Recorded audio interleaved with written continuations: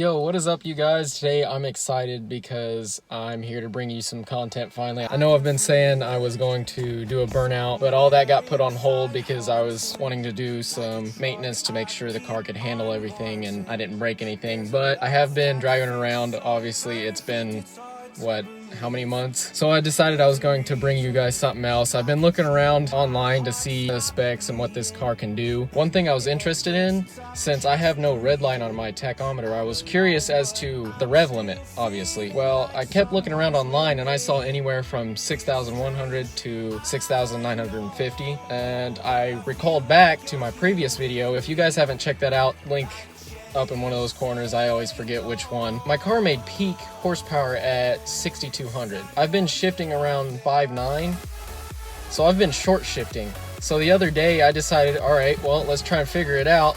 And I hammered it all the way to 7,000. I was like, oh my God. And when it gets up there, it sounds amazing. About 3,000 through 5,000, it sounds good, almost like a VQ or just an average V6 engine. Through 5,000 to 6,000, it's got this kind of hum, and I believe it's because of the catalytic converters in exhaust manifold. But once it gets past 6,000, then it starts really screaming at you, and it sounds great. I mean, it's just...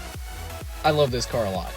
we'll say that. I've also got a new exhaust, so what I'm doing today is I'm gonna, rev the car, let you guys hear all the noises it makes, because this is gonna be the first and only time you get to hear it prior to me putting an exhaust on it and actually start putting parts into this car. Like I said in my previous video, I'm not gonna put real performance parts into this car. It's gonna be all bolt-on, but I'm gonna bring some life back into it. I mean, it's an amazing car for the amount of miles it has. Planning on taking it to a tuner just to get it running as if it was straight from factory. I'm not trying to rice it out and everything, although I made sure I did the ricer thing and stuck the boreless sticker right in the back of the car so everybody could look at it. Anyway, enough of me rambling. Let's actually get out on the road and take a listen to this car and hopefully get this video uploaded within the next few days, because you know how I've been with uploading videos. Yeah. Alright, excuse all the bumps and everything. I don't have any GoPros or anything. I'm just using my phone and somehow managing to hold it in my hand while holding the steering wheel at the same time. I'm driving a manual car, so obviously I have to have my hand to shift. Right now, I'm just going to a road where I know I can open it up. I'm also just warming the car up, getting everything and the engine up to temp, so I'm not putting a lot of stress on the engine. Finally, I thought about doing this video yesterday, and then I was tired and I literally slept from sometime in the morning all the way till 9 o'clock at night, which it's kind of bad. My sleep schedule's been really crap lately. Especially because of work. I work night shift, and they kept me late Friday. They kept me an hour later than usual, so I was extra tired. I was wanting to do it earlier, but it was dark out and I couldn't see jack, so I waited till it was about 6 o'clock, and then I got to watching YouTube, and I didn't want to record the video, and then I was like, you know what, just get up. So here I am, and I believe it's only going to take us about 2 minutes to get to where we're going. Be ready to go. Oh yeah, and excuse the steering wheel. Oh, there's still water in the road. Yeah, I've also been kind of not recording any videos because it's been raining a lot lately. Weather up in Indiana is all sorts of crazy. I mean, hell, sometimes it snows in the middle of... I'm not going to be that extreme and over dramatic, but I was going to say sometimes it snows in the middle of summer, if that explains the weather. All right, so we're coming up on the road now. Everything should be warmed up. Here we go. I'm going to shut up and let you guys go ahead and listen.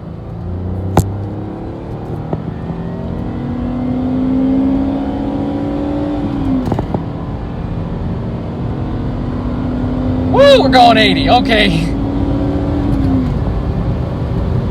That's fun. This car is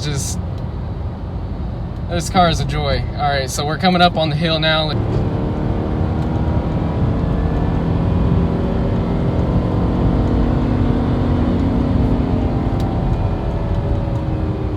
I don't know how well you guys could hear that. I could hear it like pretty well, and it sounded absolutely beautiful. And I like when say you don't need a lot of power to have fun. You don't need a car that goes really fast to have fun. I'm having a hell of a lot of fun in this car, and it's It's nothing fast, but it's definitely really enjoyable to drive, and the sounds it makes, my AC is working really good. Well, not AC, it's not AC, it's actually heat a little bit. I don't know what I'm talking about. Go ahead and do a couple downshifts.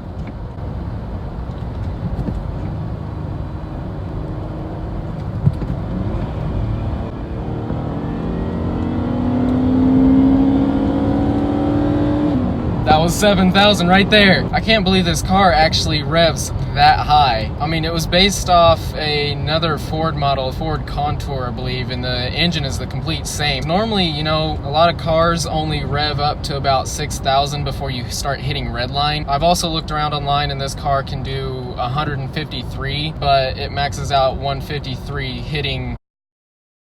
Let's go ahead and get turned around in this gas station here, make sure there's nobody here, and start heading home.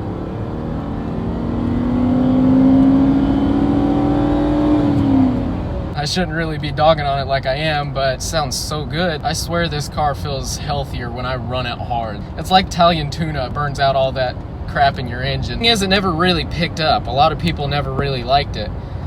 So the price is really cheap on these right now, and I'm hoping to get you guys into this car so I can start seeing them, because I've only ever saw one other car than mine on the road, and it's a really fun car. It's really enjoyable to drive. I mean, it makes similar power to the older Ford Focuses and stuff, but you know, you're seeing them go around for about $4,000. A lot of people say that it's hard to find parts for this car, but if you're smart, what you can do is actually just buy two. You can buy one that is, you know, may have a couple problems with it, and then you can have another one that runs really good, but, you know, has some body damage, and all you have to do is just swap parts, change all the, you know, old stuff out of the one that you want to run really well, and, you know, the whole car will only cost you $1,000. What I mean by that is the car that you use for parts will only cost about $1,000. I've seen them out there. I've seen them you know, go for 500 sometimes, but it's kind of rare to see that. Typically, you can find one that has like 170,000 miles for $1,000, and I've seen a lot of them go for that price, and then I've seen a couple good ones go for 4,000, 5,000. I got mine for 3,000, and I mean, it's running great. I've checked forums, and they say the biggest problems with these cars is the electrical stuff. There is oh, hold on. Oh no, I can't get the camera turned around. I don't know if you guys could see that. There was a deer right in the middle of the road. It stood up, looked at me, started veering back towards the road, so I slowed down, and it had something in its mouth. It looked like it had caught a rabbit or something. I was like, well, what is this deer doing? So if I missed that, I'm sorry. I tried to get the shot for you guys, but I couldn't get my camera turned around for whatever reason. I do think the suspension is a little shot because, you know, it's a really old car. It's from 2002 and it's 2019, so this car is 17 years old. There's a little bit of rattling in the back. Back left. You know, just could be some suspension or the arms maybe. I know the bushings are shot. Alright, I'm just about home. I can see my house from here. Hopefully I can find a spot where I can just sit there and rev it out, you know, not bug anybody, be out somewhere where I actually think I have a spot where I can go do that, but I don't think I'm going to do that today. I might. But I'm definitely not doing it right now. Just got home, so plan on making some more videos. I'm obviously getting parts for my car to fix it up, and hopefully she sounds good when we get this new exhaust in here. I'm just going to be removing all the mufflers. There's a muffler back by where the exhaust actually comes out, and there's also one actually right down that way, kind of down by the handbrake if you go straight down underneath the car. I don't know why I had to show you that. I do plan on getting those body parts next Thursday, and I will be doing an installment video on that, or I may record it, I might not. I might just have before and after. Same thing with the exhaust. I may record it, I might not, because I'm going to be taking it to a shop and they're going to weld everything instead of having all these clips and all that crap. They're just going to weld it all. That's it, guys. I hope you guys really enjoyed this video. Definitely going to bring some more, and yeah, I'll see you in the next one.